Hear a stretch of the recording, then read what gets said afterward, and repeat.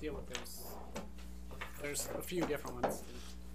Yeah, Alex. Yep. Oh, he's right there. I got to stay here for the PowerPoint presentation. Sorry, you were there earlier on. I was expecting to see you in the same chair. So, thanks very much, Alex. Okay, welcome everybody. We appreciate you coming out tonight to our council meeting. And it's February 4th and roughly 7:02, and I'd like to call the meeting to order, please. And start off by our acknowledgement. We would like to acknowledge that the land to which we are gathered is the traditional territory of the Ktunaxa, the Selknam, and the Senex peoples, and is home to Métis and many diverse Aboriginal persons. We honor their connection to the land, rivers, and respect the importance of the environment to our strength as a community. And I'd like a motion to adopt the agenda, please. Unless there's anything from late items. None. Councillor Anderson, seconder. Councillor Lockenberg, all in favour? Carried. Thanks very much. And I'd like a motion to adopt the minutes from the previous meetings of December 3rd, 2018, and January 7th, 2019, regular meeting of January 7th, 2019 also. Mover, Councillor Renwick, Councillor Woodward, questions or comments? All in favour? Carried. Thanks very much. Recommendations from committee of the whole, there are none. Requests, and the first agenda item is the cannabis retail store application. And we've brought in one of our planners tonight to help us with this because it's quite an extensive document with a lot of detailed information in the package. And I'm hopeful the council's gone through it. And the staff are presenting 4 cannabis retail store applications for council's consideration. The province requires council resolution in support of the application in order to issue a cannabis license. Alex, do you want to fill in some blanks here for us? All right, thank you, Mayor Dooley. So the public can get a better grip. Sounds good. Sarah, if I say there's a bit of a buzzing sound back here. I don't know if you have that up there, but okay. I don't know if there's. You fixed it once before. That's the reason I'm saying it. Yeah. So the agenda that we'd like to, once we have it up on the screen here, go through. That's better. I think we lost the mics. But, did we? We lost the audio. Check. Those are check. Check. It's better? Yeah, okay, they're there. Sound, but That's good. it's okay. We'll have to live with it. Seems like it's that box. Yeah. All right, I'll get back into it. We'd like to first go over the public engagement results to give council and the public a reminder of the fairly long and extensive engagement process that we went through approximately a year ago before going into the city regulations. And then I'll give an overview of what the provincial licensing, cannabis retail store licensing process looks like. And then finally, a brief presentation of the 4 applications that we have before us today. So, about just over a year ago, starting in January, we undertook a very extensive public engagement process that involved everything from information booths. We were out at Whitewater, the Kootenay Co-op, to open houses that were held here in this very room, having stakeholder meetings with various community groups and in all kinds of sectors, from youth to health to seniors. And most critically, the biggest part of this engagement process, as you know, was distributing a feedback form, or a survey, if you will, to every household and business that we have in our GIS mapping system. So theoretically, everyone in the city of Nelson, amounting to over 5,000 of these forms going out. Which, as you can imagine, takes a considerable amount of resources, but given the weight of the issue and the importance of the issue to the community, these resources were well merited, so to say. The response rate that we got was quite overwhelming, with over 32% of the households responding and over 27% of businesses responding to the feedback form. If you're familiar with confidence levels, the same that you have, with federal election polling and whatnot, using the same, concept of statistical, accuracy and significance. What we're looking at then is that the household surveys, the numbers we have from the households, which were by far the most of the feedback forms, represent the views of the community plus or minus 2%, 19 times out of 20. So that's the same confidence level that you get out of a federal election poll, for example, except that instead of just sending a sample, we actually sent the form to every household, and a little bit more of a margin of error with the business community. There were 3 pages of questions that were included in the feedback form, and I'm just going to call out 3 of those questions here. So the main question, I believe was the first question, or second question, was whether people thought that there should be a maximum number, very sort of vague maximum number of cannabis retail stores. In Nelson, 75% agreed, and 14% said no. One of the questions that I wanted to call out here as well too, because it is part of the resolutions before you, is to talk about the operating hours of the individual businesses, and what's permitted. Is that something that's part of the provincial licensing application, and something that council can consider as well too. So there were all kinds of options. That's why the pie chart is quite broken up here. But overall, we can say that 47% of respondents did not support operating hours going past 8 p.m.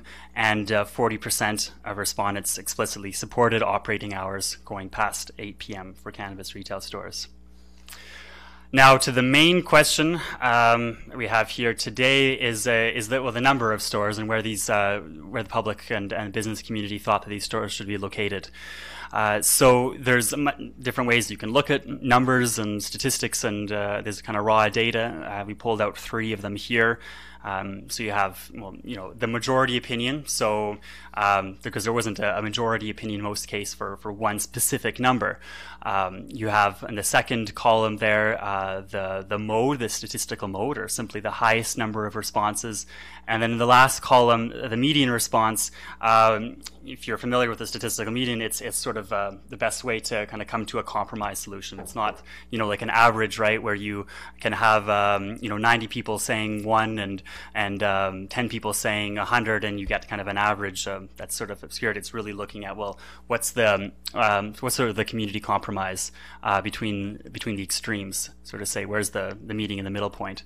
And using those numbers, we came to 2 stores downtown, 1 in each of the 3 following neighborhoods, and none at the mall, for a total of 5 stores.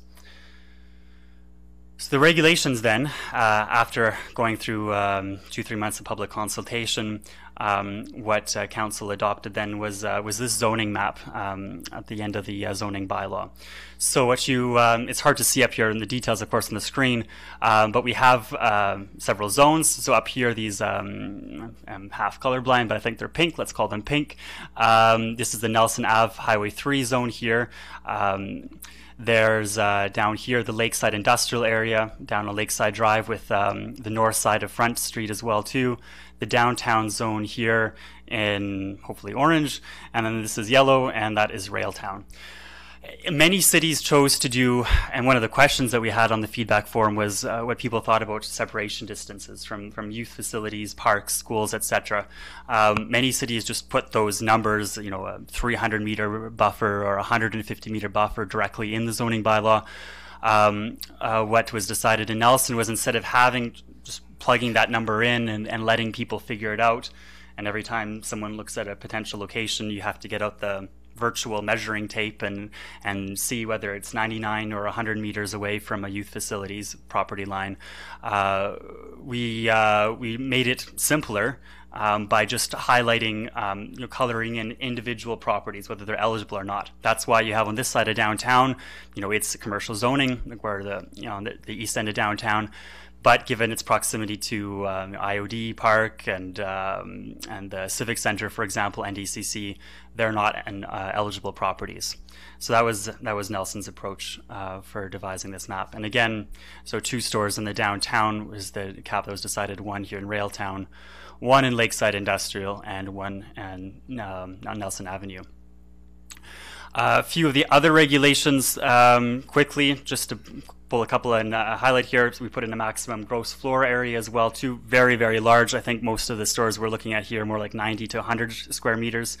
and a maximum storefront size. Really, the intent being to avoid, an individual applicant getting a license and ending up with a monster sort of big box store.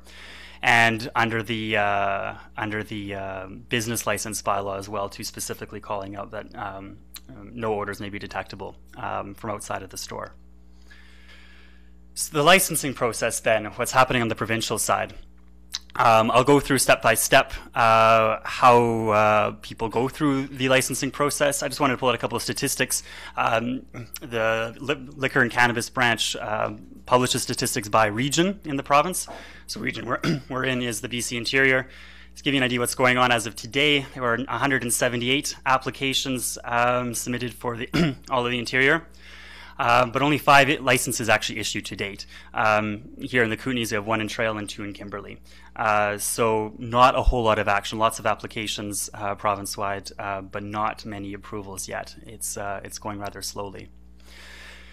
The way that the licensing process works then is before, obviously reading municipal bylaws, but before actually coming to the city, the applicant applies to the provincial liquor and cannabis branch. And the province conducts a series of checks, financial integrity, which is looking for ties with organized crime, security checks, looking at location and specific sort of site plan, that level of detail, etc. Once it's gone through some of those checks, but not all, the province refers it to the municipality. So we get an email giving us information who the applicant is, where the proposed location is, and then we take it from there. And then it's up to the municipality to decide how it's going to process those decide on what applications it's going to recommend approval of. And I'll get to those details in a minute.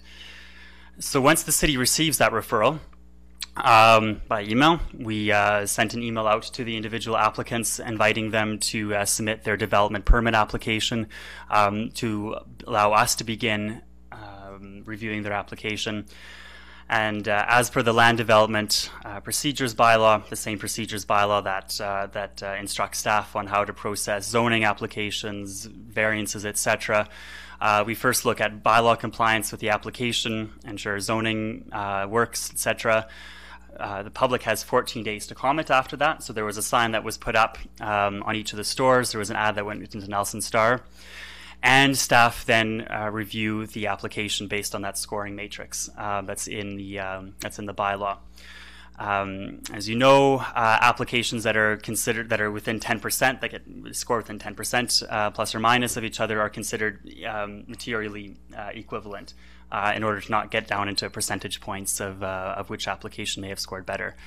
And then we also batch the applications per quarter in order to avoid first come, first served system, in particular because it's not the applicant necessarily that's coming to us directly, it's the province that may have delays in their processing times, and we wouldn't want to negatively impact applicants because of different processing times and variables on the provincial level. So batching them once per quarter, in our case, that meant applications received by the end of the day on December 31st, and no applications have been received since then anyway. And if these applications score within 10% of each other, the bylaw dictates that a lottery will be held then to decide which applicants go forward if there are more applications submitted than spots available in a zone. Now we're at step number 6 tonight, where these resolutions, the applications, the staff scoring then comes to you, to council, and then council may submit a recommendation or a resolution of recommending or denying an applicant to the province. And the province has different specifications it requires in this resolution as well, too. Most importantly, that council provide rationale for its decision for transparency's sake. So if council issues a positive recommendation for an application, the province will continue its processing of that application, and they may issue a license if they pass all their hurdles and the security checks on their side. However, the province is quite clear that if council does not recommend approval of an application, and of course it has the rationale as part of the resolution. The province will simply not issue a license. Municipal support is required to go forward with a cannabis retail store. Once all that happens, and if a provincial license, a retail license is issued, then the final step is simply to get a municipal business license and to be in compliance with the business license bylaw like other businesses. So what we have for applicants this evening then, the zones here aren't defined, but the Kootenays Cannabis Tree, formerly known as Kootenays Medicine Tree, is up here in the Lakeside Industrial Zone, is the sole applicant for that zone. Down here is the downtown zone where we have 3 applications, the Green Room, Buddy's Place, and the Patorium. Staff scored these applications, and the scores are presented up here. Again, the Kootenays Cannabis Tree is the sole applicant for that zone. So to zoom in specifically on the downtown, all of the applicants scored within 10% of each other, and therefore we consider them materially equivalent. The hours, finally, on this last right-hand column, the proposed hours, I should say, what we received from the province. The hours that each store proposed being open for. These aren't 7 days a week. I just simply put up the hours for the longest day, usually Monday to Friday, for your reference. And what staff are recommending as part of the resolutions before you is to request of the province to not permit the stores to be open later than 9 p.m. Happy to answer questions on that. This is following consultation with Nelson Police. And yes, I'll leave it at that, Mayor Dooley. Thanks, Alex. That's very good. Thank you very much. And it's especially informative for those of us who have just come to the table in the last few months. The heavy lifting was done by the previous council. So this is the first opportunity we've had to really get an in-depth look at this. So any questions of Alex at all? You're welcome. Councillor Anderson. Yeah, thank you. So I'm new into some of this. When I spoke with Mayor Dooley last week, I was under the impression, so we just got, we received the report on Friday, and I was under the impression, because we've done a lot of bylaw variances in the past, that this would be eligible for a bylaw variance, and we've spoken earlier today, and that does not seem like that is the case. And can you please just explain why we wouldn't be allowed to approve all 4 businesses, and what those options are that we have? So specifically then why, yes, a variance isn't possible. So variances work for a specific sort of site, specific, numbers, height, setbacks, lot coverage, that kind of thing. Uses can't be varied. And specifically, and although cannabis retail store is, of course, an approved use in the C1 zone downtown, part of the zoning is, and the use is that only 2 of them are permitted in the downtown zone. So that's not something that can be simply varied. The zoning bylaw needs to be amended for that. So it's a land use amendment. So the reason then that all 3 downtown couldn't be approved tonight is because of that cap. The zoning bylaw stipulates only 2 can be permitted, and recommending a 3rd store then wouldn't it be an eligible recommendation to the province, because the province requires that a cannabis retail store meet zoning, which it simply wouldn't meet now, not tonight. So then can you please explain what the options are if we do go forward with this lottery system? Then there'll be one that we're not approving tonight, what our options are with that one, and then what that looks like. Exactly. So the store that then wouldn't receive a recommendation of approval then to the province tonight, options include for the applicant is, like anyone else, is always free to apply for a land use amendment by coming to Development Services and making an application, which will go through the there's payment of the application, go through public consultation, and would make its way to council. And a second time to council, following that for public hearing, like any zoning amendment, citywide or site-specific. The second option would be to look at a temporary use permit, which temporary use permits can be valid for up to 3 years and can maybe renewed once. And that would allow council to put a number of conditions as well too, at council's discretion on the temporary use permit. The permit could be for 1 year, it could be for 3 years, and again only renewed once thereafter. And then finally, the third applicant that doesn't is not successful at the lottery would still be free to ultimately amend their application if they're able to find a suitable location in one of the other two zones. So the Nelson Avenue zone and the Railtown zone, there haven't been any applications submitted, even to the province. I checked with them last week, and there haven't been any applications for those zones. So then, though, theoretically, if they do, if they are able to find something in Railtown or downtown, then if there's other organizations at that point that also have applications, essentially, people could end up in this lottery several times and continue to not be eligible. So really, their best option then is the temporary use permit. And how long does that take? On your first point there, there would be the possibility as well too, because we did receive all these applications before December, so in the last quarter. I think staff would recommend to that council, and if you wanted to go that route, then to specifically adopt a motion, putting that in writing.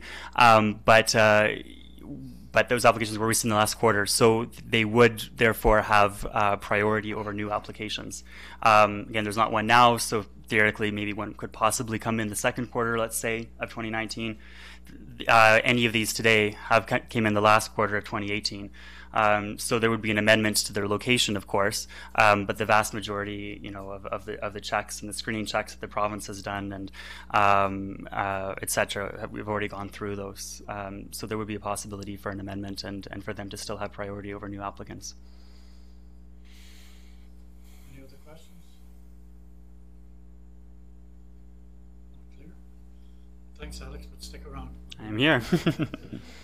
Okay, so next step then is to adopt number 1 in the recommendations, and of course there are options and alternatives for council as usual.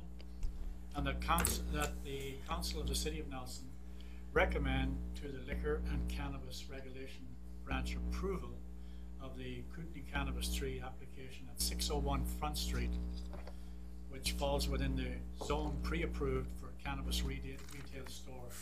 Council recommend that the application, for the reason that the eligible applicant, that the sole application submitted for this zone and achieved a satisfactory score. In aligning with the zoning bylaw, which was informed by public engagement, and thus there is no anticipated negative impact on the community. One public comment was submitted in favor of this application. Council recommendation to the province to require the applicant to close at 9 p.m. Council delegates authority to staff to provide the branch with further details and comments as required pertaining to the rationale for this recommendation. So that's the first recommendation, and we have to take care of that one on its own. So I need a mover and a seconder, Councillor Lockenberg, Councillor Page. Any questions or comments? Hearing none. All in favor? Carried. Thanks very much. So that one's passed. And the next one, number 2 that we have to pass to move forward is that council accept the staff scoring matrix for all 3 downtown zone cannabis retail applications and acknowledge that they are all materially equal, meeting the requirements of the land development application procedures bylaw. And the council will proceed to hold a lottery to determine its recommendation to the province. Mover and the seconder, please. Councillor Morrison, Councillor Renwick. Any questions or comments? Hearing none.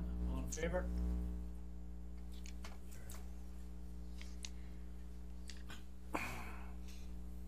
The lottery.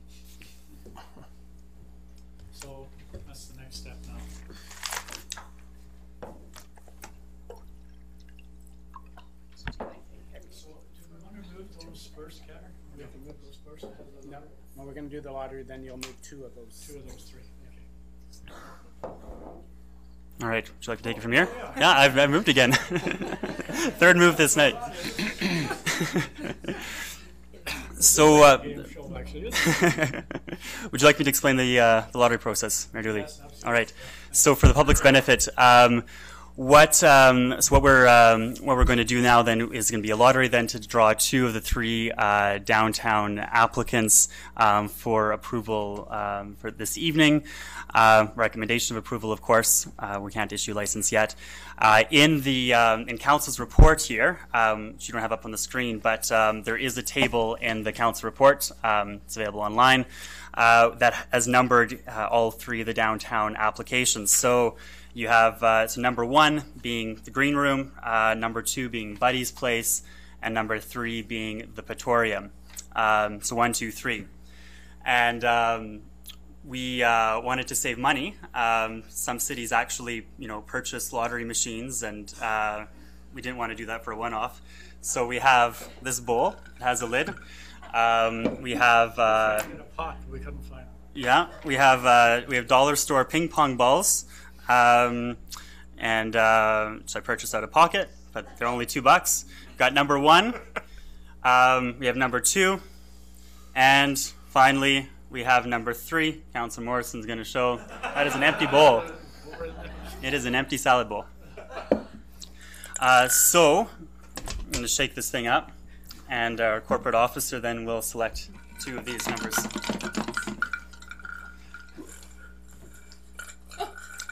Lower. Not that tall. Okay. 2.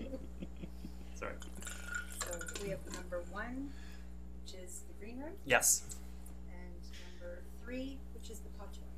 All right. Share those around?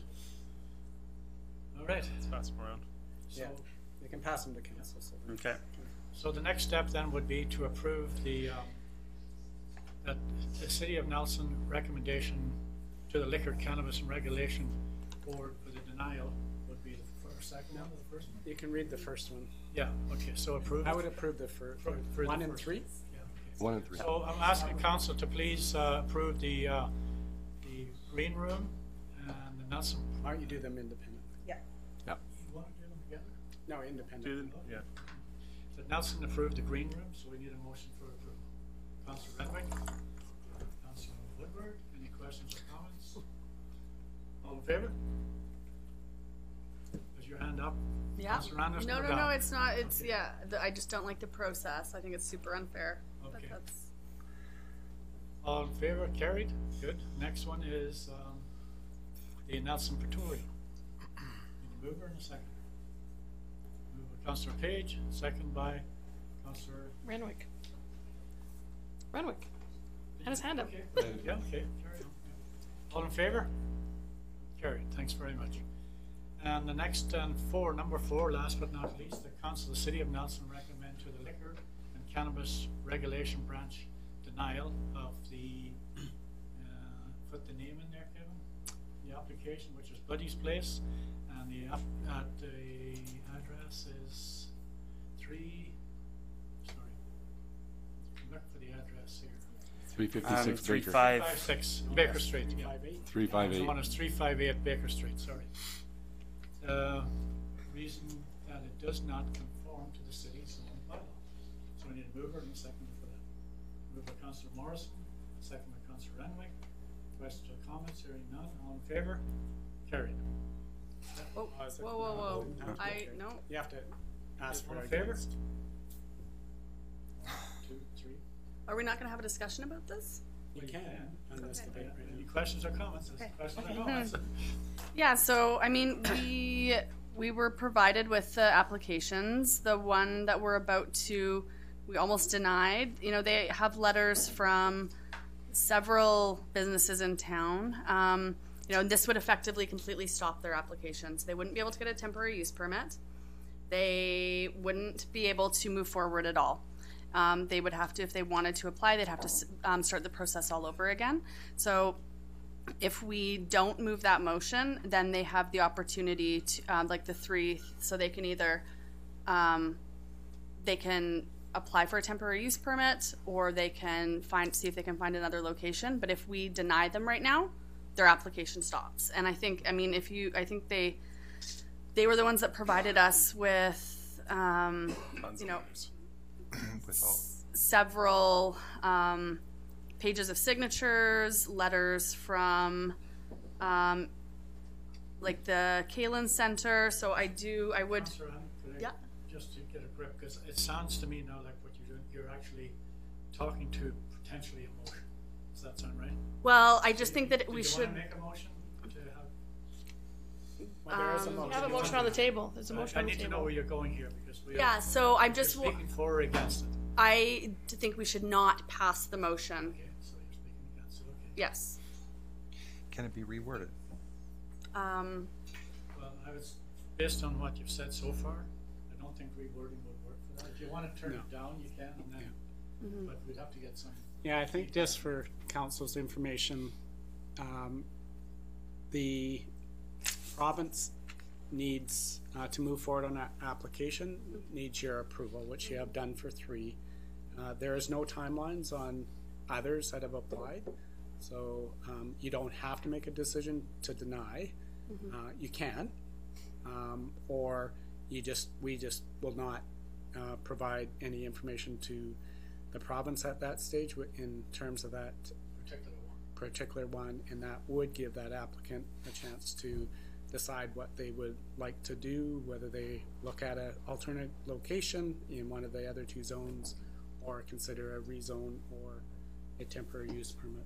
And that wouldn't, these other, I think the province will continue to do their part until they find out one way or the other whether we approve this or not approve it. So everybody clear on that? Mm-hmm. Councillor Woodward. Just to be clear, to clarify, by not doing anything, does that leave the door open for this business? Yeah. Yeah. Then? Yeah. Leaves the room for them to have a temporary permit. Or find a Find a new location that spot. fits Or find a new our location. zoning. Okay. Or go through a formal rezone, which is, I think, Alex, in terms of timelines for those different. You look at a minimum, if they, depending on how quickly they applied and got moving on it, a minimum of 3.5 months. Normally, we're looking more at like 4 or 5 For a rezone. for a rezone. For a temporary use permit, they can move almost as fast as a variance application, so potentially like a month and a half from now. There isn't a public hearing requirement. It's much like a variance. There's a 14-day notice period. People can comment on it, and it's decided at the same council meeting the night of, not spread over 2 different council meetings. No, you just defeat this. And finally, if they find a new location, we can proceed, and we'd bring that back to you right away. So I think based on what you're saying, Councillor Anderson, if it was council wishes, they could deny that recommendation, and then they could work with the planning department then to identify a new location or a temporary permit. So I'm going to call the question on what's on the floor, and at that time it's up to council to decide whether they're for or against it. If you're for it, then they're denied. If you're against it, they have the opportunity then to Do something. all in favor? Opposed? There we go. Thanks very much. All right. Next is, I think this is where, okay, we're on to 120 Silica Street.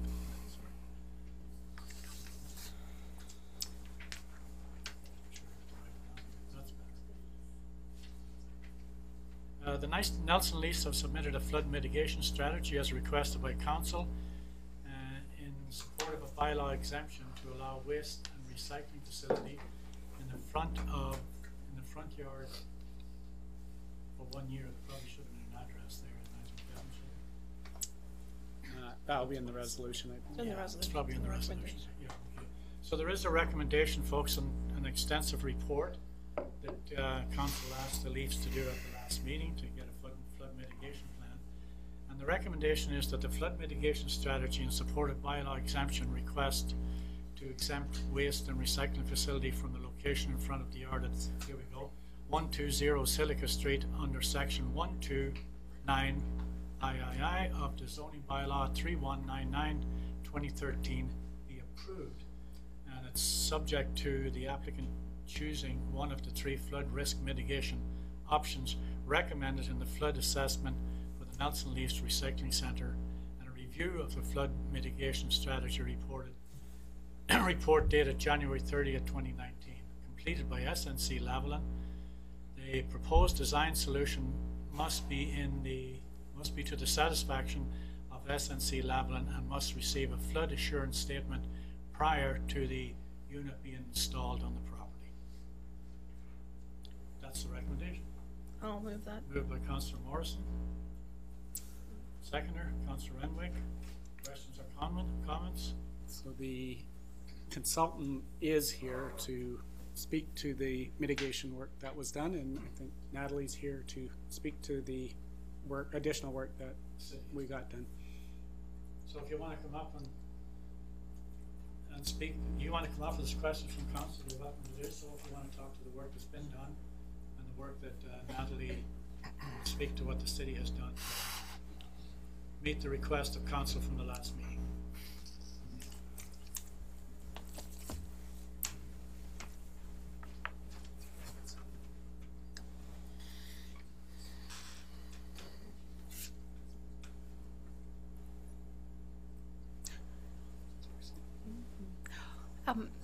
Sorry. I don't know who you are. This is Nicole Ward. She's a representative of the Leafs organization. She's from 9 Engineering, and she was just going to present the Leafs flood mitigation strategy for council's consideration. Happy to answer any questions. Thanks for having me. We were here on December 3rd, and at council's request, we completed a flood mitigation strategy, which shout out and thanks to the city for Natalie specifically for all her help over the last month in helping us coordinate having the strategy reviewed by SNC Lavalin, and we're quite pleased with what came back, and we find their findings to be reasonable and completely doable to mitigate the low risk flood hazard that was identified. And we're just here, our team is here, Amy from the RDCK and representatives from the Leafs, to just assure you that we continue to work forward in this process to make sure everyone is satisfied moving forward and provide the community with a much needed service. And we will look forward to providing this service on an ongoing basis for the year that is we're granted that privilege, if so, and we will be open to any questions and suggestions tonight that you may have if you have any questions about the strategy itself. Go ahead. Well, as the mover, just my apologies, I wasn't here for the December meeting, but having now read through all the documentation and actually heard some of the results of the SNC Lavalin at other committees that I've been privy to since returning from vacation, I'm moving this motion forward with a bit of trepidation. I think there is a need. I think that raising it up is going to answer the question about the flood mitigation. My concern, of course, is that with many things that happen in Nelson, is that we put something in and it's forever there.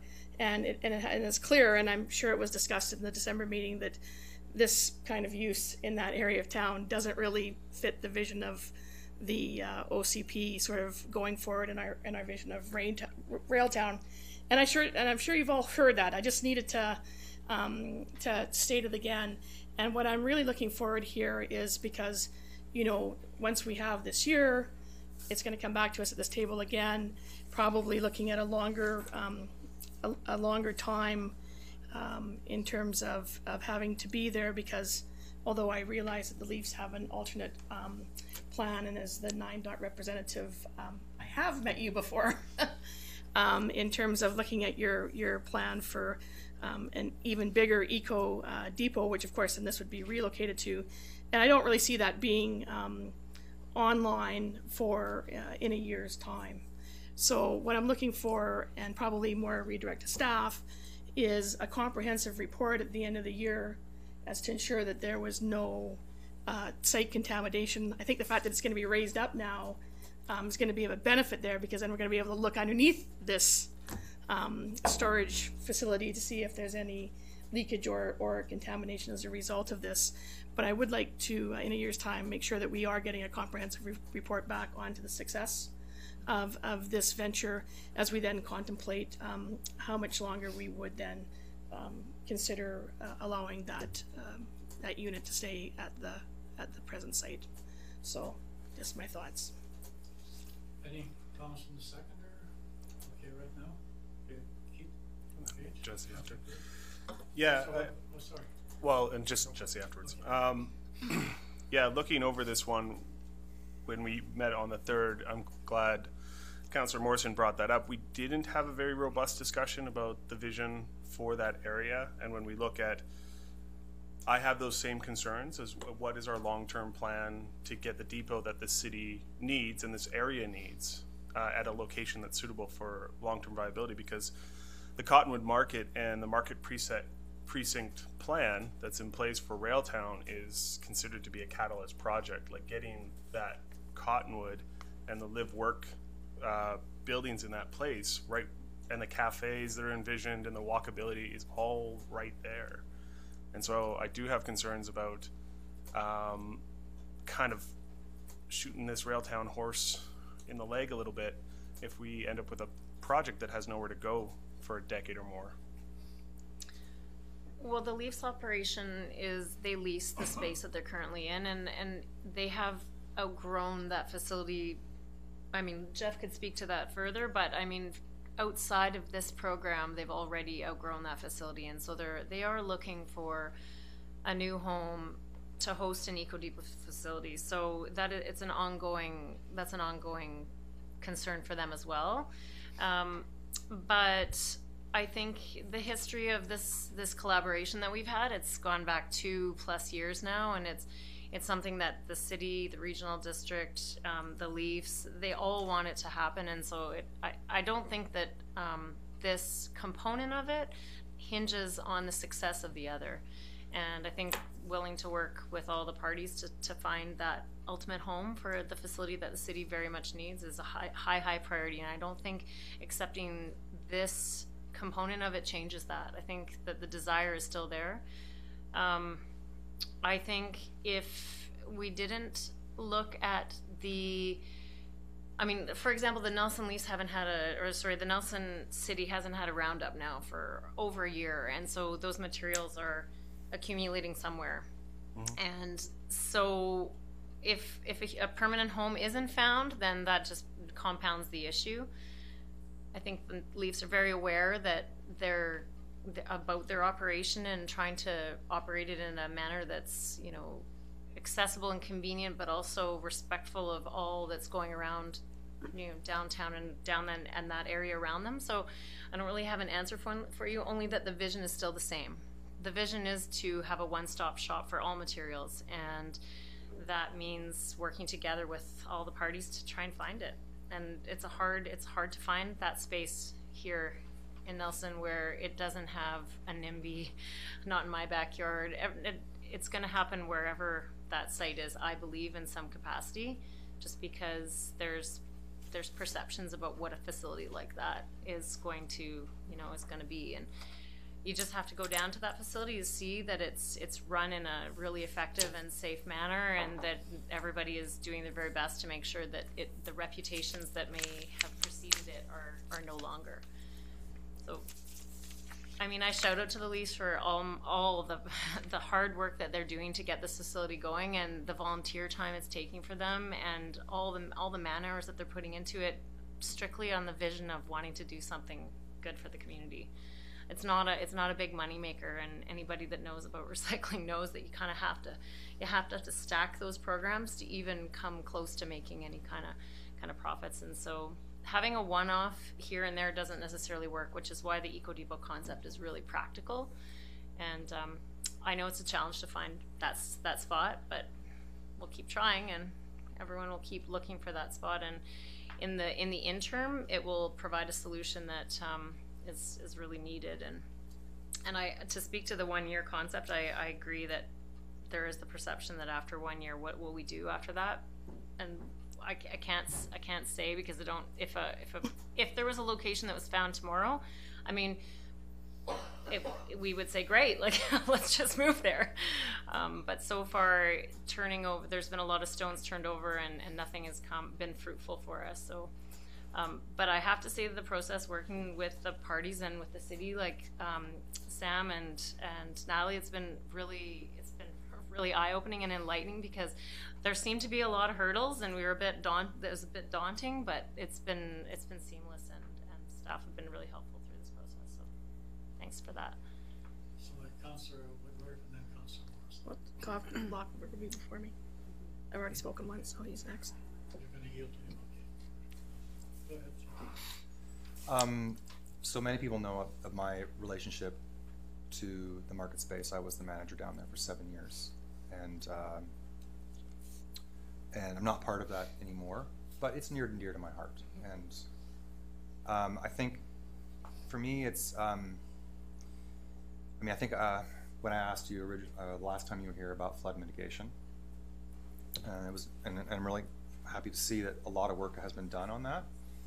I think for me, it's the part that I'm having a hard getting over is this idea of Cottonwood Park becoming this kind of beautiful space. The city is putting a lot of money in there, and the market. It's a big part of that Cottonwood space is for the market, and there's an oval design there and a stage, and people are supposed to come there and listen to music and have weddings, right? A beautiful space, and I just feel like, for me, this clash of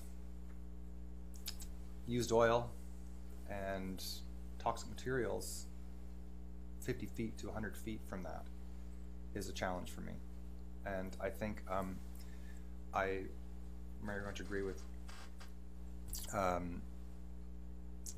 that there needs to be a concerted effort to move this, and that it's not there for years and years.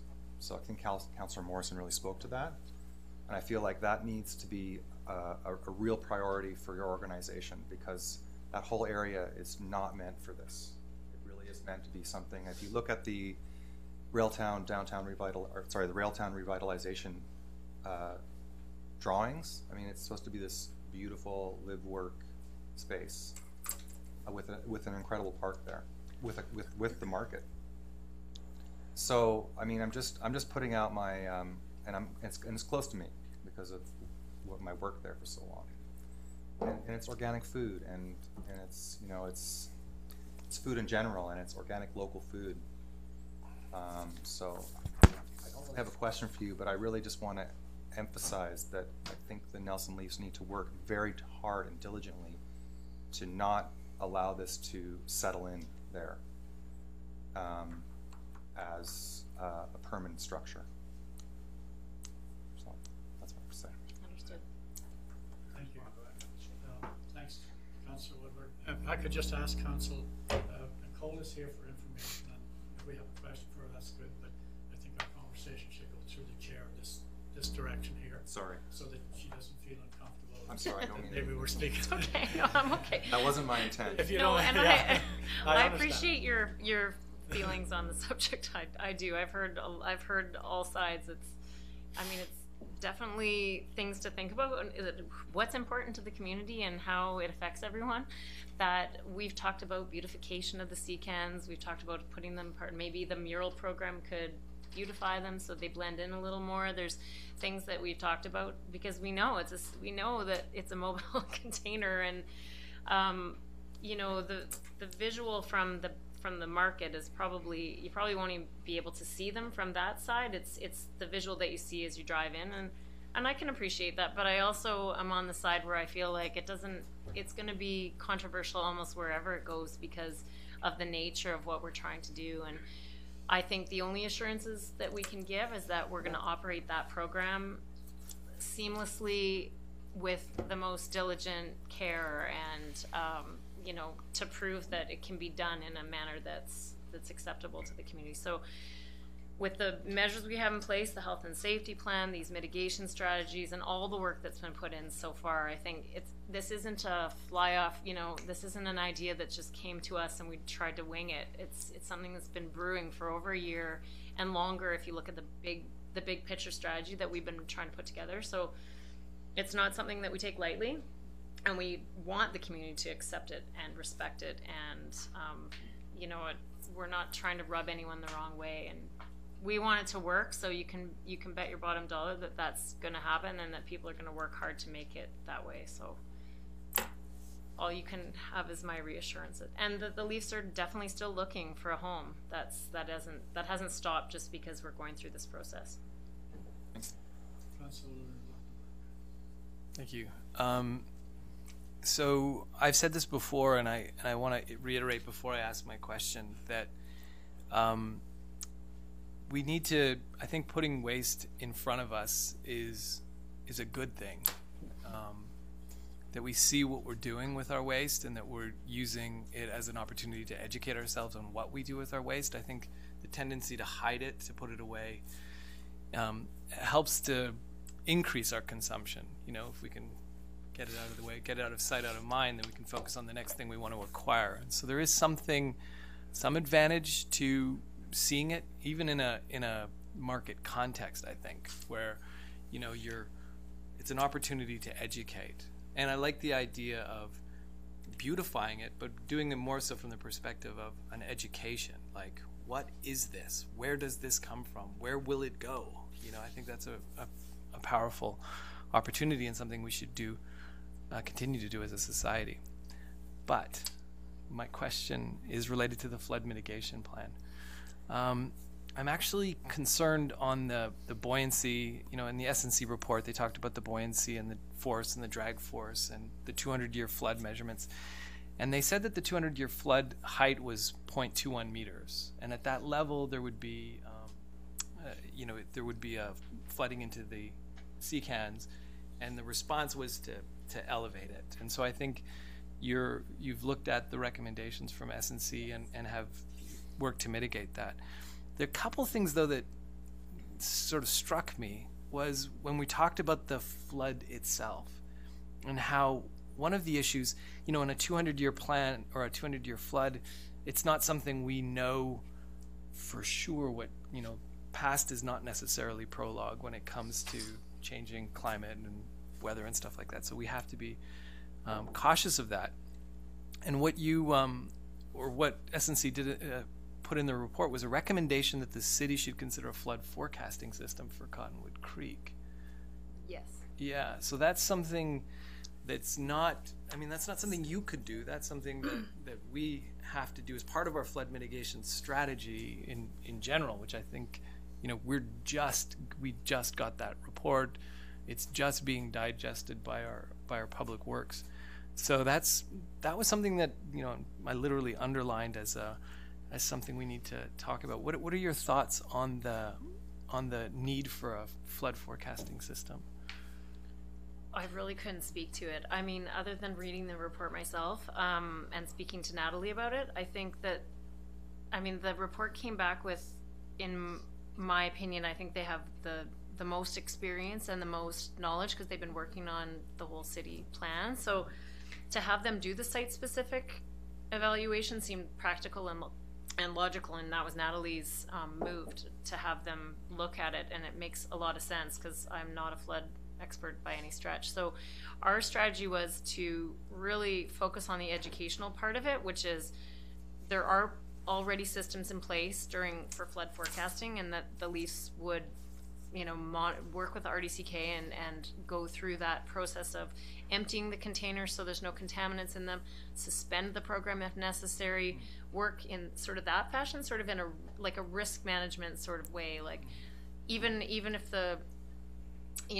we originally talked about moving the containers, which wasn't a strategy that SNC even wanted us to put in the report. They thought that raising the containers was adequate, and I do think that if the containers are raised and they're empty because the forecasting has shown that during that period between April and June, the waters are rising and there's a risk, then that would be what, the actions that get taken. Right. And it wouldn't those actions wouldn't get taken without communication amongst, between the city and RDCK and everybody communicating about it. It wouldn't just be like, whoa, everything's happening and there you go, it stops. So long term, I do think that that's probably a great idea if the city does it, but I have no. Right. I can't so maybe speak this to is that. a question for Natalie then. Well, no, I'll try. And, just for the public's interest, the city did get a grant from the provincial government to do a flood risk assessment of the whole city. And the regional district has also received a grant to look at basically every creek in the whole regional district of Central Kootenay. So both organizations are really taking the flood risk situation or concern to heart and doing a fair amount of work. So in terms of what we'll do going forward is to look at the city of the whole, because there's many other risks to our residents and our community of flood, and we need to look at that as a whole. For example, you have a car dealership down there that stores oil when they change oil, so we need to assess that and make sure that we're doing the right things in that case just as much as this one. In fact, this one's probably to a much higher standard than some of the other folks that are handling hazardous materials. All that commercial hazardous material are being managed by those folks individually as businesses, so assessing that risk will be important as well. So we'll look at this in totality. Council recently, or the past council, and this council's endorsed us bringing emergency management back into the city of Nelson, so that we are moving forward on that, because right now we are not in a position to assess all those risks that are in our community. We're over this last 6 months or so, when we've dedicated some resource to that, that's one of the first things they're doing is looking at that. So I think there's definitely some work we want to do from the planning side to start to put in regulations of how we manage hazardous materials, because right now we have nothing, and some other those other things that will come out of this work we're doing, and also from the emergency planning side of it. So we're not going to be able to eliminate all risks, so we need to be able to manage those. We have CP Rail that's bringing dangerous goods through our community every single day of the year, and they're, I believe, in the same floodplain that these other materials are in, and probably have much more dangerous chemicals on those trains than we did. I know in Calgary, when they had those floods, unfortunately our fire chief and the person heading up our emergency management program has that history. There was some pretty scary situations in Calgary with CP Rail in their community. So we'll take a holistic approach of this. We certainly, those known ones we have now, we will work with those vendors to make sure that we're aware. That's what emergency we're forecasting what's coming. Generally, unless you have a flash rain event, the snow melt, all those things tend to be, you tend to have some time more on the flooding side than some of the other things, like a wildfire can just happen in your backyard tomorrow. And that's a risk as well, right? If we had fire on our doorstep and it was having candling coming right into the community, it could happen anywhere. So that's, I'm feeling more comfortable with the fact that we are actively starting to to identify and manage our risk in our community from that emergency management side of it. Great, thank you. Just a moment, Councillor Morrison. Well, You yielded to Councillor Lupton. well, I did, but I've already spoken once, so I will yield again, and if she steals my thunder. Okay, so I had Councillor Page before you, and then Councillor Anderson. So I kind of have a question that's a little bit for the Leafs and a little bit for staff. One of the biggest hesitations I definitely have, as already stated, is the longevity of this location, and obviously the Leafs are motivated and have been to find their permanent home, the one that allows them to expand out. I don't know anything about the financial position of the Leafs, but do you guys feel that within the next 5 years you will be able to find something, or is this just up in the air? Like, this could be 5, this could be 10, this could be 15. If you can speak to it, yes. Good evening. My name is Jeff Wright. Those of you who were here last time, I'm the Vice President of the Leafs. I can see we are actively looking to move that location. That building is not suitable for our workers. It's cold. They have to wear their coats inside in the wintertime. It's not the best. It has been an industrial site there for many years. We know we're not happy with that building, but for right now, it serves our purpose in the interim. We have spent money researching other sites, trying to find something. We haven't found anything yet that's suitable, that would include not only the bottle depot that we have now and this program, but in fact the other programs we want to drop in as well, the full Eco Depot concept. So we need space to move transport trucks around as they come and go with materials. We're actively looking for a spot. Okay. Whether it's in conjunction with ourselves through a mortgage that we would need to take. The Leafs is a non-profit organization. We give much more back to the community than we get. Ask for any community involvement other than by fans and sponsorships. We don't ask for anything from government, municipal or provincial. We do try to support other charities within the city, and we have special nights for those. We had one last weekend. We're having month of February is dedicated to autism.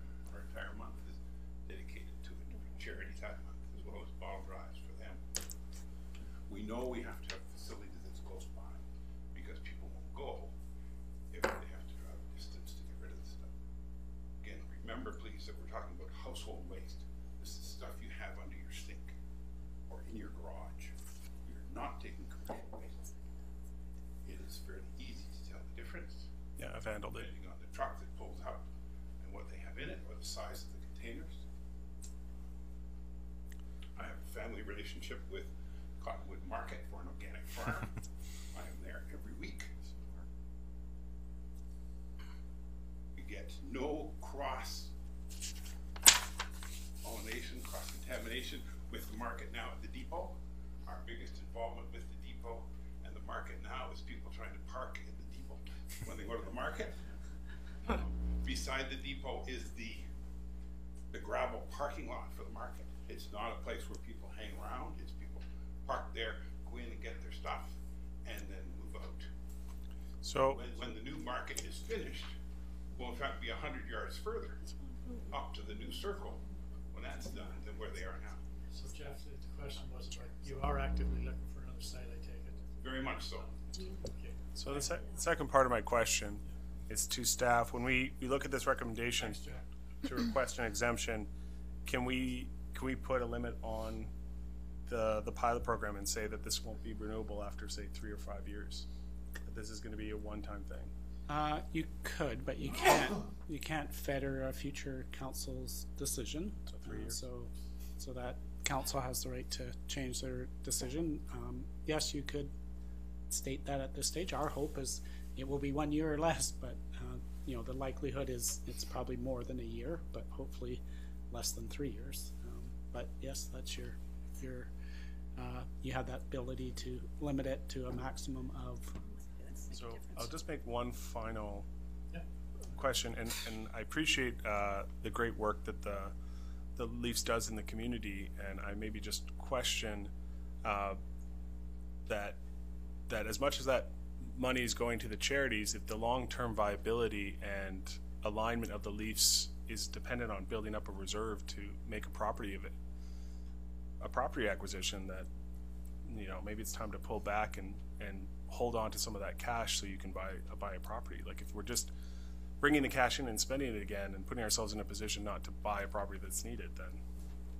Well, in fact, we have 40 years of experience down at the depot, so we've been working towards expanding ourselves. Okay. Yeah. And looking at it. We're not looking, and we're certainly not in a position to go and finance an entire operation. We're certainly, like I said, our goal is to break even at the end of the year. And that's what we've got. We have some reserve, and we have some assurance based on our longevity within the community from financial institutions that we are in fact a decent risk for assistance if we want to get something else. So it's not a unheard of solution that we might have to buy a property. We might be able to form a partnership with regional governments. Who knows? We're working all of those different angles. Thanks, Jim. Well, next discussion. And then, yeah, because he's been twice and I gave up my spot. Bad counselor. Get that lottery can off here again. Yeah, so Natalie, you're getting off pretty easy here tonight. Yeah, I am. So yeah, when this first came to us in December, when I saw what the fire chief had written, it really alarmed me. And I think that now that this is sort of the second time it's come to the table, and I think at least I have a better understanding of what has gone into this. You know, and I think that in many ways we're fortunate that we have the Leafs to take this on. I think that what we've asked from them, there's very few other organizations that would have bent gone and done all of this work. You know, I think that I do think that they do want to do the right thing. I do think that putting a term limit for 3 years doesn't actually make sense, because if we have to pull that out, there's going to be, the material is going to continue to accumulate there. So, you know, I think that if, you know, we're putting a year time limit on this, but in reality, if we want to go forward with this, we have to accept that this is going to be a collection spot until there is another alternative spot. But, you know, I think that we're sort of at the point of no return right now. There's been a ton of effort and work put into this, that for us to decide, like, yeah, we don't really like the spot, there's, you know, if there was another option, we would be talking about another option today. Currently, there isn't another option. So this is what we have right now, and hopefully in the future we'll come up with something, you know, something will come up that makes more sense and is better and isn't beside a creek and isn't near a market and isn't, you know, and is in alignment with rail town development. But that doesn't exist right now, and so I think we have to kind of work with what we have, and I think we're lucky that we have this as an option. Thanks very much. I think it's worth keeping in mind that this was vetted through Central Waste for the last 2 years pretty well. And yeah. Previous councils supported it up to this point as well. So, Councillor Morrison, you're the mover. So, last kick at the thank you. So, so you're the one that stole my thunder. Just in terms of, I just want people to understand, because sometimes we get these things, and because we have considerably more conversation than any conversation that would take place at the regional district table, or at least has been my experience so far, is that although the city is having to look at a bylaw change here to allow this canister, in fact, the city doesn't really have the oversight for this program. This is, we belong to, as the City of Nelson, we belong to the regional district, and we belong to what's called the Central Resource Recovery, of which recycling is part of that. So we're at the table with a number of other people in the regional district, and the regional district is the oversight for this recycling depot. So in terms of, there was a question about money and funding, and, you know, is the bottles paying for the recycling? In fact, this is a contract, and the budget has been released, so I'm not releasing anything that is in camera, but in the last open meetings, budget sessions, I think this agreement, and I see somebody from the RD in the back room there, is a value of about $85,000 or $90,000 in the current budget to get this program up and running. For matter of fact, we looked at an addendum at the last meeting to actually be able to, the extra cost of what it's going to cost to build the container up now. So, so this is being run through the regional district. And my last thought, and this has been on my mind for some period of time, and I know the cost of this would be great, but I think that because there's more than one partner here at the table, and there is this ongoing need for recycling, and probably even more so ongoing need for education around all things waste, or whatever you want to call it. I still call it garbage. I'm kind of old school. But is the fact that with the leaving of a valuable business in the community, Pacific Insight, I think we'd be fools not to be contemplating looking at that building as the ultimate one-stop shop for recycling, with the opportunity to be building in an educational component. You've got a front office there that could handle requests and information. You have access for tractor trailers. It's probably bigger than what they need, but the beauty of it is it could be designed to be something that was absolutely functional. Perhaps we would see our EcoSave program offices there, where it would really truly be one-stop shopping. It would be reuse, recycle. What's the other one? Reuse and repair, the fourth R. So, because I just wanted to get the fourth R in there, I couldn't remember what the third one was. Anyways, so let's be open and think big. It's sort of been the trend of what we do here in the Kootenays, but and that's right next. You couldn't get anything better. I mean, it's right below the garbage dump, the transfer. I got to use these proper words, transfer station. But I mean, it would be one-stop shopping. Love it. Anyways. Yeah, I think the other thing that's worth keeping in mind here is there's at least two other oversight bodies involved in this. BC Used Oil, MMBC, who else was in there? There's the Regional District, the City of Nelson. Yep. At least two others. BC Used Oil, and then our contractor that we'll be working with for the hazardous waste, which is currently supposed to be TerraPure, but There's a lot of oversight on managing it properly. yeah, Anyway, there's so also regulatory too. Sorry. If everybody's had their opportunity to speak, everybody okay? And you have the motion before you, and I'm going to call the question. All in favor? Opposed? Carried. Thanks very much. All right. Thank onward you. now.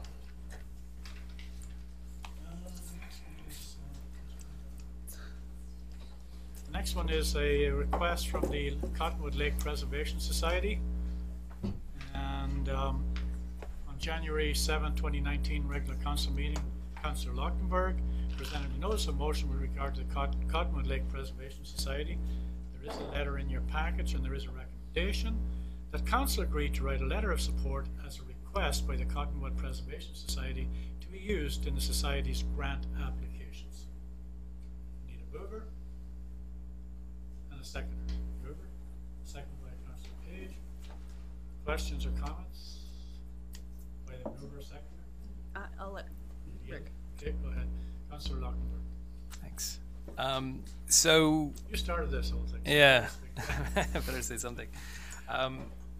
First, I want to acknowledge that we have some of the members of the Cottonwood Lake Preservation Society here tonight, and Who you are. yeah, and to say that this group in not much more than a month has done some really remarkable work, from the organizing of the initial meeting, where Andrew and Joel McBurney pulled together over 400 people from this community to come out. I think I don't know. I've heard it from a few people say that they hadn't seen a turnout like that in a long time, if ever, especially on that short of notice. To the follow-up of the crowdfunding to within a month to raise upward or over $50,000. In addition to that, on a really standout event, the way the business community has come together, the over 400 residents have come together to say that this lake and the forest around it and the values that are embedded in it, from recreation to ecology to even just the aesthetic, the beauty of the place, they've come together and said this is something that they care about.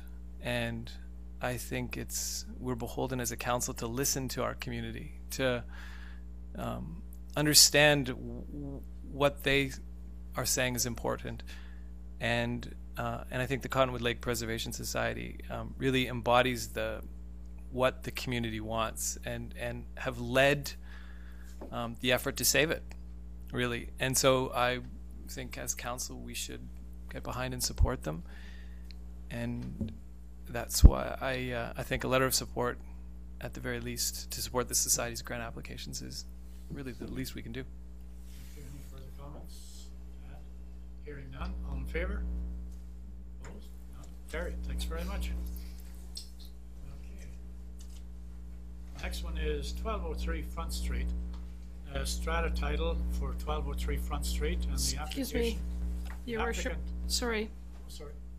I wish to declare at this time that I'm not entitled to participate in the discussion or vote on the next item of business before this meeting, that this item on the agenda, whatever item we're at here, by reason of perceived conflict of interest, and that I wish to leave the meeting, and I wish at this time to request that the minutes record my leaving of the meeting. Thank you.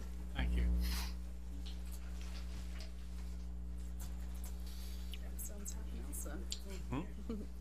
We all need one of those cards. Yeah.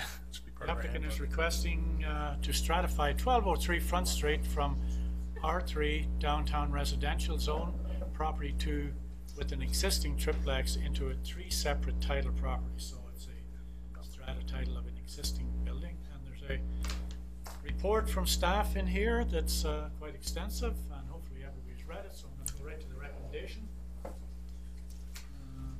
That pursuant to section 242 of the Strata Property Act, and that the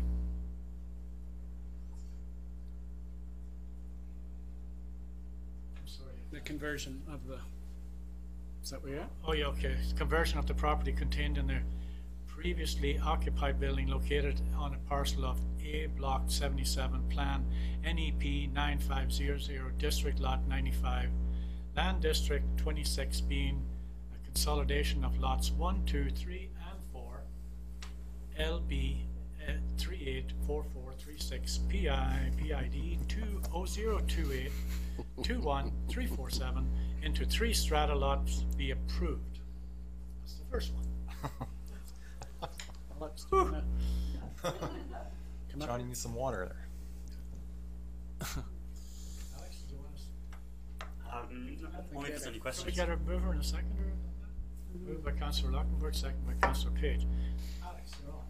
All right. I'll keep this brief if there's no other questions. So strata title conversions are they include an existing building are required to come to council under provincial law. If you're building a building from scratch, it can be stratified without coming to council. Usually what these strata title conversions are taking, say, an existing apartment building, multi-unit building, you got like 3 or 4 apartments or 100, and the property owner wants to make each of those individual apartments into a condo, into a strata unit. This is a bit different because the existing property contains just this one building with 3 units in it, and the proposal is not to stratify those existing apartments. So those existing 3 apartments remain as one entity, eventually rental apartments. But the reason for this request then is because the property owners would like to build an addition on the east side of the building to create a new dwelling unit, and to add on the west side of the property a new single detached home. And then that each of these sort of separate buildings, if we can call a new addition a building, those become separate strata lots. The existing building that you see there today is one lot, one strata lot, with 3 suites, if you will, inside of it.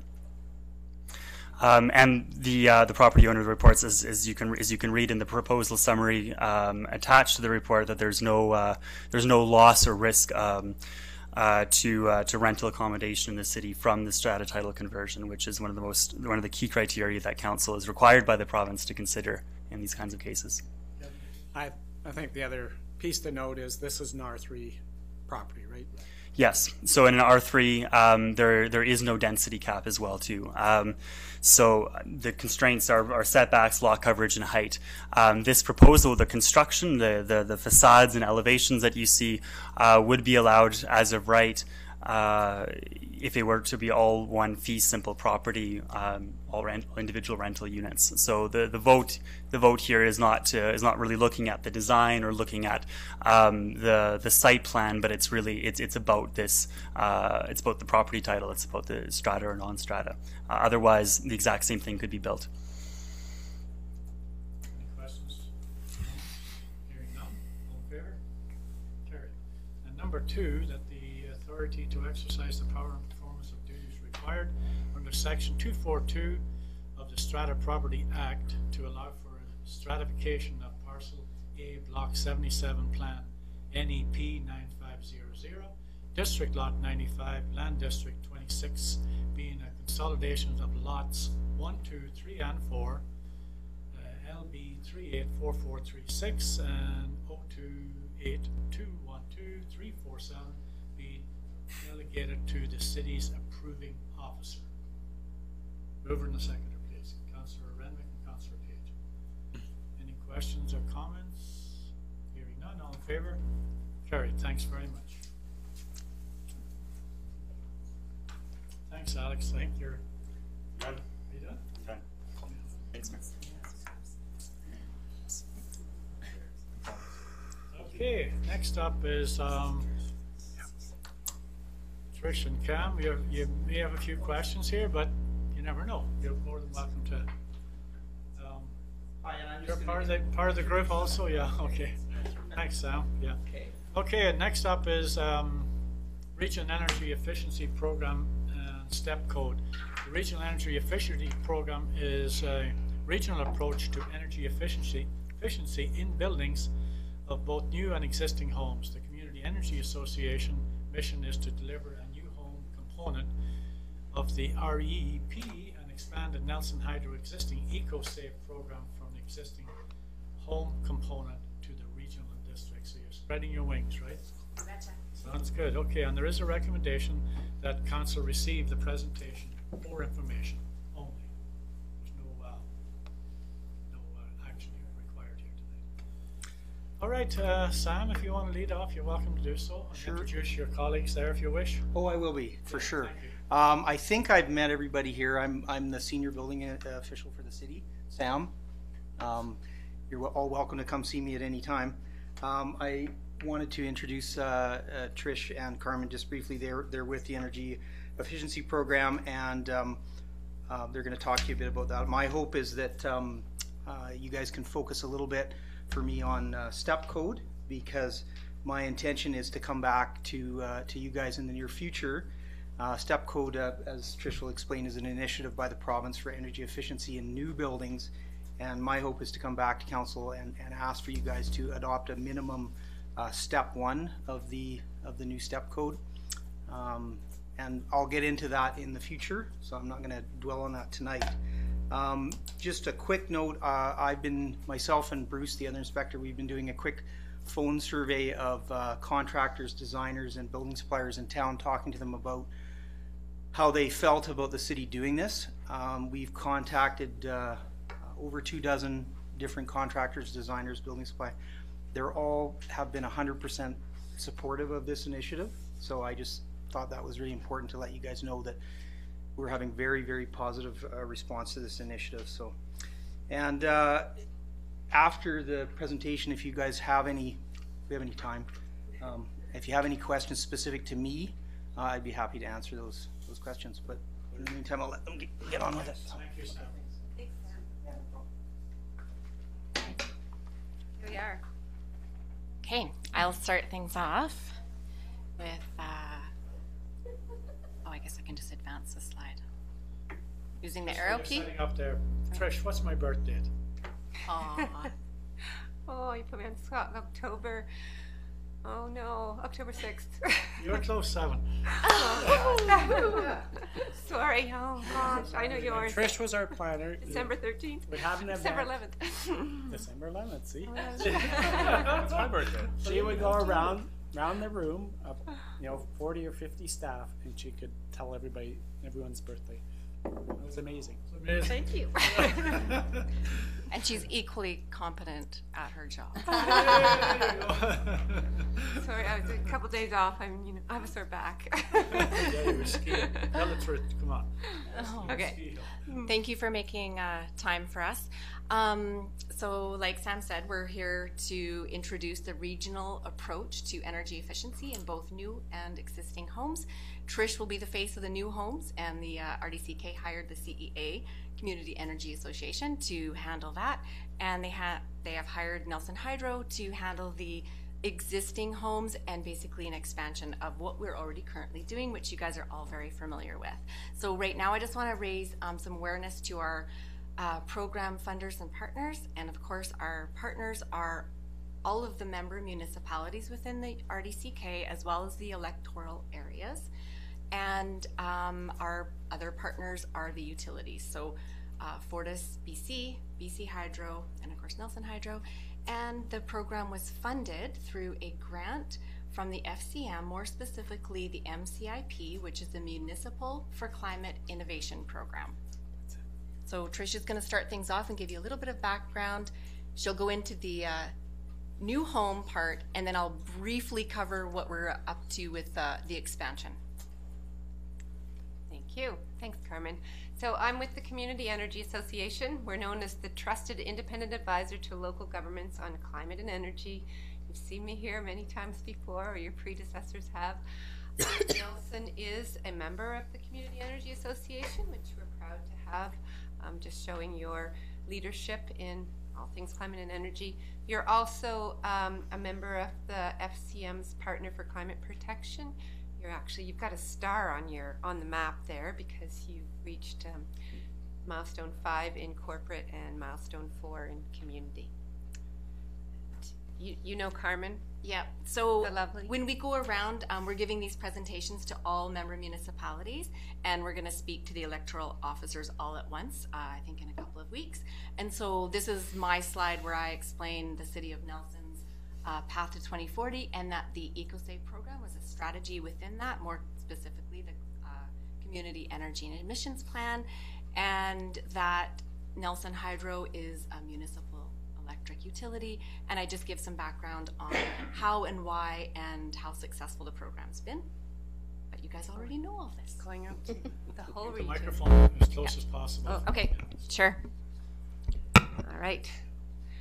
So, Nelson signed the Climate Action Charter in 2007, and that committed Nelson and all signers to work towards being carbon neutral in their corporate emissions, in their corporate operations, working on OCPs and climate and actions on your community to reduce community emissions, and building complete communities. That made you eligible for the CAREP, if you've heard of that, Climate Action Revenue Incentive Program, which is essentially getting back your carbon tax.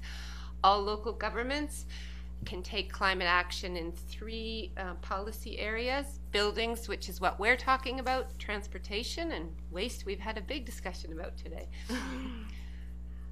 To just put it straight, we've got the community side of things. So you have in Nelson, we have the Path to 2040 as a community initiative. The other communities in RDCK, we were calling them SCEEPs, which were Strategic Community Energy and Emission Plans. So we're saying the REAP has come from the SCEEP. So that's the community side of things.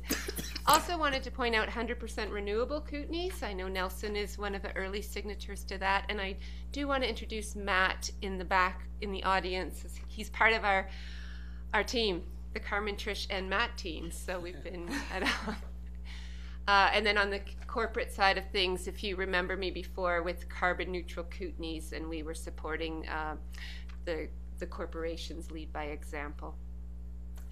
$224 million spent annually in the RDCK and all member municipalities. That was in 2016. That relates to $3,764 per resident or business or per person fueling their vehicles, heating their homes. So what we can do to reduce energy also keeps money local, reduces cost to the homeowner. So I'm going to talk about the new home component of the Regional Energy Efficiency Program. This is just showing that we have developed a sustainability checklist that's available at the RDCK, but we're also asking all of the member municipalities to use it at the building permit process stage as an education piece. And so that's coming, that's available. We're 98%. You're 98% of the way. There's some rebranding happening. You're welcome to use that one, or some of the municipalities are putting their own logo. Step code, very briefly, and I want to point out that the City of Nelson has already provided to the province their initial notification on step code, so thank you for that. So that's just gives you, makes you part of a club, and you get more information coming from the province on the step code. What that is taking the building code from what it is today to 2032, where the building code will be net zero, and any building built will have to produce as much energy as it uses. And it's again taking the building code from what it now is, the prescriptive energy requirements. We're moving it to having people work with an energy advisor to model, and this is called the performance path of the BC Energy Code. How you do it, it's very easy. Mind your machines, ban your bridges, ensure you air seal very tightly, insulation, think about doors and windows. There's a much larger PowerPoint presentation that's available that explains these pieces further. I just wanted to point out that they have case studies available, and to meet step 3, which is 20% more energy efficient than the current building code, these two examples, one's in, can't read that, the one's in Invermere over here, which is climate zone 6. They said that they achieved step 3 and they spent 2% less than normal to just build it a little more energy efficient. The other one's in Campbell River, that's climate zone 5, and they said they spent no more just to be 20% more efficient than regular. Just to interject quickly, so most of our builders in town are either confirmed to be or suspected to be already building to step 2 or 3. So we already have some we're already be doing well. They're beating us. Great momentum. Great momentum. Sam, if it's okay, Sam, if you got something to add, which is great, we need to get it on the microphone because these are live streamed. People have been asking me the last few weeks that saying, you know, we're watching the council meetings and we can't hear very well, and I'm saying, well, how are you doing much of the council meeting in the first place? But they are. People are watching, riveting. And it's important that we get the sound. Okay, Sam just said that many of the builders are already meeting step 2 or 3 in Nelson. So thanks for that. Thanks, Sam. And some of the homeowner benefits that have been pointed out, lower energy bills, comfort, quiet. And the peace of mind is a really big piece, because by working with an energy advisor in the first place, when you, at the end of your building project, you get a trained energy advisor to come in and ensure that all your equipment has been installed properly. We do highly encourage something that's known as a mid-construction blower door test to help the builder meet all the energy efficiencies. Just the fun facts here. Apparently, in 2017, there was a survey asking what new builders wanted, and the top 10 things when you're building a home relate to storage, kitchens, and energy efficiency. So as Sam has pointed out, your builders are already building this, and it looks like new home buyers are actually demanding this. So the step code is a way to help have the industry deliver what is being requested. Just quickly, Nelson had 108 building permits last year. And we're just hoping to, for this year, have 50% of those work with an energy advisor and meet step 1 of the step code. And the whole idea of this program is to encourage so that by 2022, when the building code actually changes, we will be all trained up so that 100% of our new builds will actually meet step 3 of the building code. We just talked a little bit about incentives and policy support, which we're here to help you. Fortis BC does have a new home program that we will be helping you access, and there's some rebates available for people that build 2 steps. There are builders workshops being planned. We've got one hot off the press March 8th at the Prestige Lakeside Resort. We will be having a builders workshop, and then there's also another one put on by a different organization, but all talking about step code airtightness on March 16th. Okay, so that wraps it up for the new home. And so for the existing homes, it'll be much like the EcoSave is now, except everybody that has a residence, a home in the RDCK will be able to sign on and go through the steps. So the program's objectives are to reduce energy and GHG emissions. We're going to be kicking it off officially, launching beginning of April, and people will be able to sign up at that time. But through April and May, we're going to be offering free public information events in each of the communities. People don't have to wait until those events. They can sign up right away. We're going to have hard copy registrations in each of the locations as well as online information. And they're going to be, again, like our process is now, we're going to be keeping things simple for homeowners so that it's accessible and easy to do. The program has a target of encouraging 3% of the building stock, which is 774 homes. And the program will be evaluated on participation levels, what type of upgrades people do, and how much energy and greenhouse gases those savings were achieved. So all a homeowner needs to do is register. They have the pre-energy evaluation, and I know that you guys are familiar with this, but because people are watching, may be really curious about this as well. This is where a certified energy advisor comes into the home. He performs a blower door test. This is a really cool screen door, has a fan. Essentially, if you can visualize, this fan's working opposite. It's sucking all of the air from outside of the building, pulling it in through the home, through whatever pathways air can travel.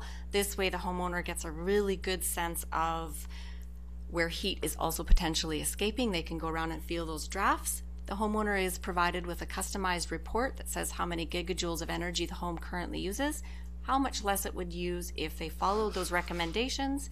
And really cool thing is they can put all those measurements and add them up and actually give you a dimension of how big of a hole would be open to the outside at all times in your wall. So that can be very motivating for a homeowner. So of course, then the homeowner can learn about the rebates that are accessible. The province has recently announced Efficiency BC. This is where they've added new rebates. They've increased the values of some, plus they have an excellent expert energy coaching service for those technical questions that I can't answer. And then there's the financing available in some of the locations, as well as just help along the way. We're going to be accessible, being able to help people get their homes retrofitted. So once the upgrades are completed, they would go through and have a second evaluation, sort of like the before and after. They'll learn how much less gigajoules their home would be using in energy and how much they receive in rebates.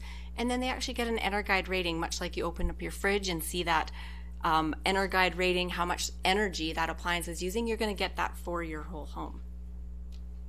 And I should mention too, there's a low income element to this that we will be marketing, and even on those registration forms, people can identify that they're interested in learning more about the low income, and then we would provide them with that where they can verify how much income they have and see whether or not they qualify. If they qualify, they're going to get a free program. This is where an energy advisor comes into their home and installs things on that first visit, such as LEDs, water efficient appliances like taps, shower heads, some weather stripping, and they will assess the insulation in a few areas of their home, as well as the heating and even the fridge. If those meet their criteria, they'll come back a second time and install all of those for free.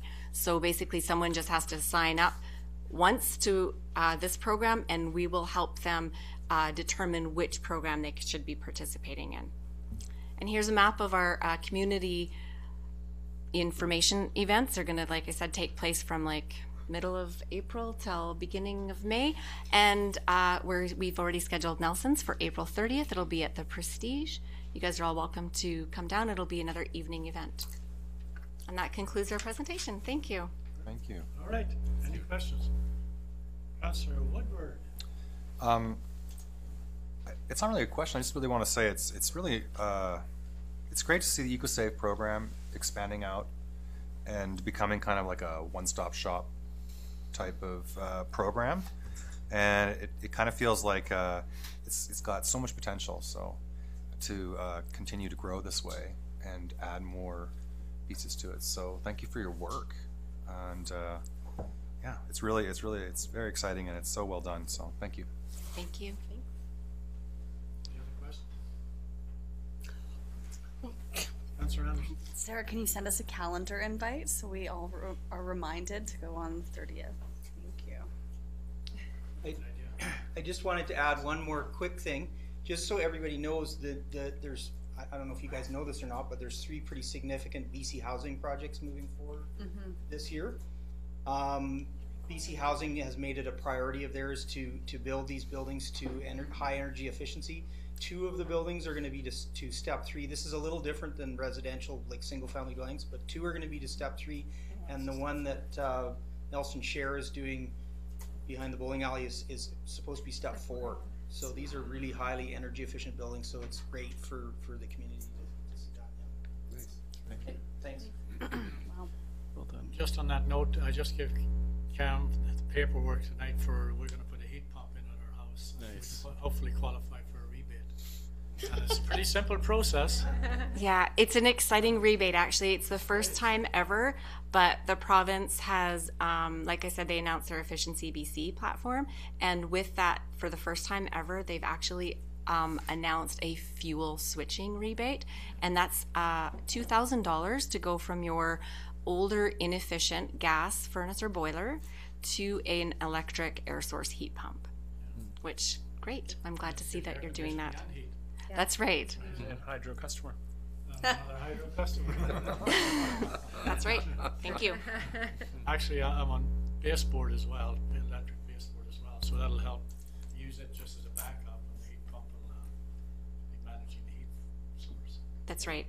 Most heat pumps now have a really good technology and can go down to quite a low temperature. I'm surprised actually how inexpensive it was to buy the pump and have it installed. Yeah, well, and the $2,000 rebate's going to be helpful too. Like I think it was around $5,500 to get the heat pump in, which is That's great. It's not that much really when you consider what the outcome of air conditioning and heat. Exactly. I think we have a testimonial for our. Yeah, absolutely. No, I was pleasantly surprised. I wasn't sure. I've been thinking about it for a while, but once I got down to when I talked to Cameron, she said you better get on that heat pump thing. There's rebates out there, and that was what triggered the. So for anyone thinking about putting a heat pump in, this is a heck of a time to do it, and they aren't that expensive.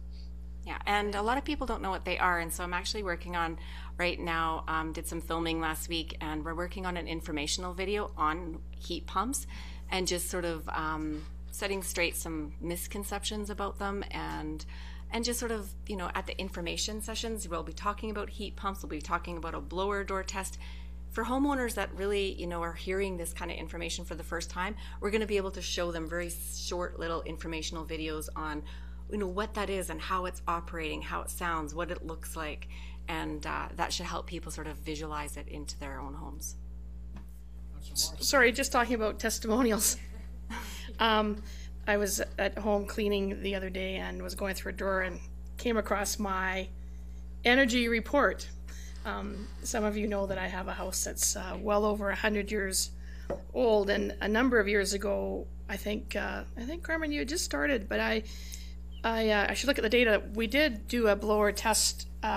We sealed the house and did all the testing, and my house, and I'm just on the top of my head, my numbers, and I know these probably don't mean anything to anybody, but I think when my house was tested, it was a 47, and after we did some improvements, my house went to a 79. Now, it didn't make it to 100, but 47 to 79 on a house over 100 years old is quite a significant.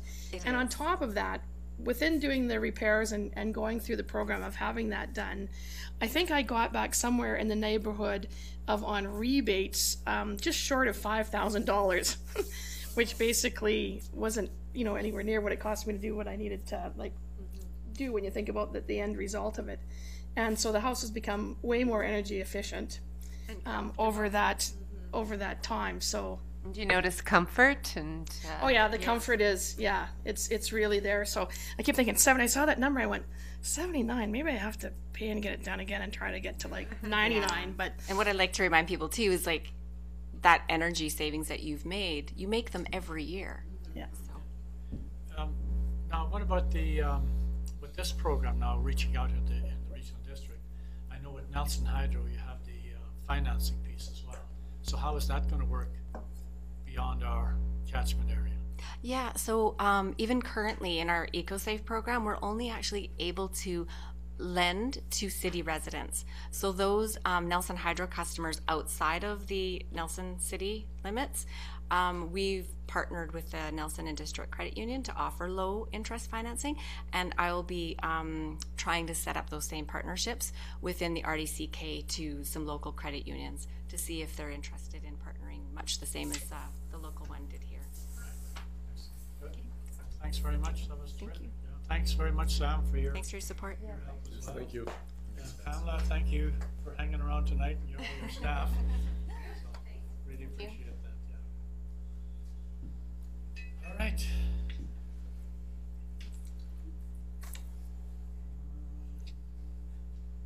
So there's minutes from committees and reports. There's no attachments. Action items, et cetera, et cetera. If there's anything anybody wanted to touch on any one of those. If not, I'd like to move a motion for receipt for A, B, and C, please.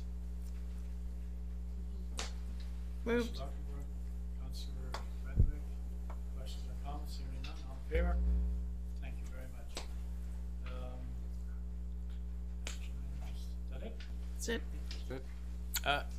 I have a notice of motion. Okay. I'd like to, I don't know how to do a notice of motion verbally, but I'd like to. Have a crack at it. Okay. I'd like to, well, I don't have it in front of me, but the notice of motion is for the city of Nelson to declare a climate emergency, as has been done in Vancouver and Halifax and in cities all over the world. So I guess that's it. Does that do it? Yeah, then staff has to act Yes. on it if somebody seconds it. Councillor Anderson? I don't think anyone has a second. No, this motion doesn't need a second, I don't think. Any further questions or comments? Don't think there's any. No, because you don't debate a notice of motion. No debate? We debate it when it Comes comes. back? When it comes back, when the motion comes back, we debate it. That's all you need? Apparently, you don't even need a second. You don't need a Okay, second. all right, thanks. Just, Thank you. All right, you're thanks welcome. very much. No, thank you. We all done here? Motion to adjourn, and we still have to finish up some of our closed meeting conversation. So, We have 5 thanks, minutes, please. Pardon? Can we have 5 minutes after the closed meeting? Oh, absolutely, yeah. Thanks, everybody, for coming tonight. Good to meet you. Yeah, thank you. Watch out for these two over here. Yeah, they're giving you a hard time. All right, thanks, Sarah. Thanks to Kevin and Colin. Thanks to council. Motion to adjourn? Motion to close. Adjourn. Adjourn? No, we're set. Closed. We're closing. Best meeting. This is closed. Morrison, This is all in closed. favor? Carried. Boom, done. This is closed.